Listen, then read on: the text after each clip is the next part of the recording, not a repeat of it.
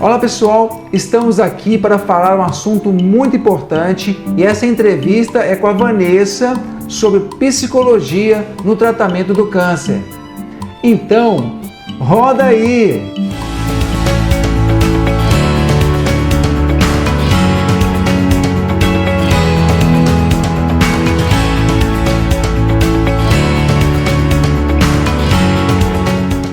Então vamos lá!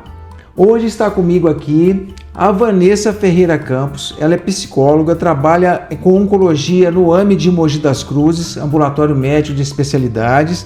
Ela é especialista em psicologia hospitalar e em cuidados paliativos.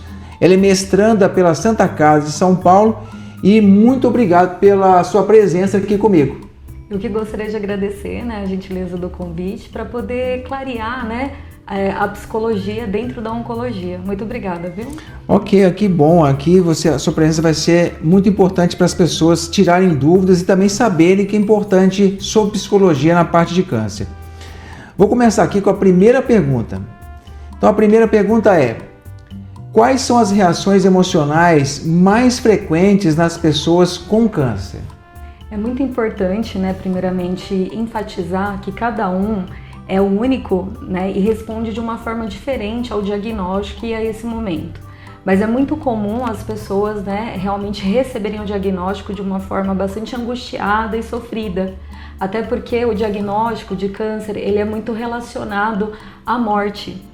Até porque antigamente as pessoas, quando descobriam o diagnóstico, elas já descobriam de uma forma mais avançada, e também não tinha muitas possibilidades de cura, Com o passar dos anos, as terapêuticas ficaram mais refinadas, e as chances de curas também aumentaram. Então, o paciente ele fica bastante perdido no início, quando ele recebe esse diagnóstico, Então, ele tem muita tristeza, muita raiva, fica muito triste. Então, só depois ele começa a se localizar diante de todo esse processo, porque é um momento muito desconhecido. Então, o medo ele é muito comum nesse processo, E também vale dizer que quando a pessoa recebe esse diagnóstico, muda muito a vida dessa pessoa. Então, a parte do trabalho é perdida, os pequenos prazeres, a mudança corporal. Muitas pessoas acabam, em algum momento também podendo perder o seio, perder o cabelo, Então, o paciente, ele entra num processo de luto. Autoestima, Exatamente, Então, assim, é um processo de luto que essa pessoa vai vivenciar diante de tantas perdas que o diagnóstico traz. E algumas pessoas, depende do tempo subjetivo de cada um para o enfrentamento dessa doença. Tem pessoas que acabam se localizando de uma forma mais rápida, Então elas conseguem elaborar esse momento de uma forma mais rápida e também conseguem ressignificar, conseguindo extrair desse momento muito doloroso, muito difícil, pontos positivos, porque ela consegue se reconectar consigo mesma, consegue também verificar uma rede de apoio muito importante nesse momento do enfrentamento. Então a psicologia ela vem também ajudar o paciente a se fortalecer nesse processo para atravessar a doença. Nossa, muito legal. E olha, eu já vou partir para a segunda pergunta. E por que então buscar o apoio da psicologia nesse período? Eu quis já engatar essa porque é justamente por que as pessoas deveriam procurar a psicologia nesse período. Então, como é um diagnóstico que gera muito sofrimento, muita angústia, ele vai impactar no paciente e na própria família, E muitas vezes o paciente ele fica com receio até de preocupar a família, de gerar muitos conflitos ali.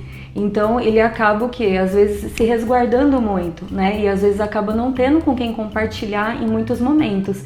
E a própria família também, às vezes por não saber o que falar, fica um pouco embaraçada diante desse momento, eles também acabam criando um distanciamento. Então às vezes o processo do tratamento ele pode ser muito solitário. E o apoio psicológico ele vai favorecer muito esse diálogo com relação à doença. Um espaço ali onde a pessoa ela pode ter um espaço para se expressar. Uma pessoa imparcial, justamente, que é o profissional que ele é imparcial, então até ajuda mais também, porque ela localiza de uma maneira imparcial. Exatamente. O paciente está com a família, às vezes a família pode ajudar ou atrapalhar. Um profissional da área justamente para poder colocar no eixo do tratamento, né? Isso, exatamente. Até porque como a família está bem misturada ali com todas as emoções, né? Então às vezes não sabe muito bem como lidar com esse momento, né? Então, e também o paciente ele pode ter muitas fantasias com relação a esse processo. Então a gente também consegue fazer essas orientações e fazer com que o paciente vá se localizando aos pouquinhos. Porque como tem muita mudança corporal, é muito comum os pacientes trazerem o estranhamento com relação às mudanças corporais também. Tem pacientes que são muito produtivos, né? E aí com o tratamento, devido aos desconfortos, às reações adversas, eles acabam apresentando o limite corporal, né? Eles acabam entrando em contato com esse limite corporal. Então, é o que gera muita frustração, né? E aí também essas perdas, esses lutos, então a gente começa a mostrar para o paciente que há vida além do diagnóstico, né? Que embora o diagnóstico, ele continua sendo quem ele é. Muito bem. Outra pergunta, então, o câncer pode ter questões emocionais como causa? Então, essa é uma pergunta muito frequente, né? E realmente ele gera até sofrimentos mais adicionais, né? Porque tem no senso comum que a pessoa que não consegue se expressar, que não consegue se posicionar na vida, né? Ou a pessoa que resguarda muitas coisas para si, ou tem muito, assim, ressentimento com relação a uma pessoa, ela pode desenvolver o câncer, né? O câncer, ele tem causas multifatoriais. E os aspectos emocionais é um deles, né? Mas só que o que acontece? Quando a gente está passando por uma situação de depressão, de estresse ou até mesmo de ansiedade, ele vai alterar a nossa imunidade, né? O nosso sistema imunológico, o que vai abrir aí precedentes para a gente desenvolver doenças, né? Mas isso não quer dizer que um fator emocional ou um aspecto da saúde mental seja a chave de tudo isso aí. Exatamente, né? Seja a causa dessa doença, né? Então é muito importante clarificar isso, porque isso vai responsabilizar às vezes o paciente e vai gerar um sofrimento adicional para esse momento que já é muito angustiante. Então é muito fundamental nesse momento, onde o diagnóstico ele vem trazer muitas mudanças na vida da pessoa, poder encontrar um profissional para ajudar nesse atravessamento da doença e do processo de tratamento prolongado, que já é muito desconfortos, muitas reações também não só físicas, mas emocionais, e também para poder encontrar estratégias, né, de enfrentamento que fazem mais sentido para cada pessoa. Muito bem. Então é isso aí, gente. Se vocês gostaram do vídeo, não se esqueçam, gente, de se inscrever no nosso canal, deixe seus comentários, dá um like, tá bom? E compartilhem. Um grande abraço e até a próxima!